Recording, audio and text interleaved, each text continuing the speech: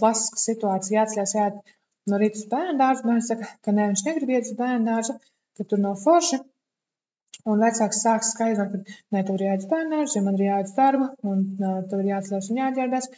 Citādāk mēs nokavēsim, un tad tu tur nebūs laicīgi, tu nevarēsi pāriest, vai tev tur būs draudziņš, tev tur gaida, un tam līdz mēs tā kā sākam kaut ko tur stāst, lai bērns iet ārā no gultas un sāktu ģērbties. Un bērns ko pretī saka, ne, es negribu iet, un kāpēc man jāiet, un Jānis arī nekad tur neiet. Tā kā šis te tiklīdz bērns mums sāk kaut ko oponēt, un mēs iekāpjam līdz, to sauc par varas un kontrolas spēlēm.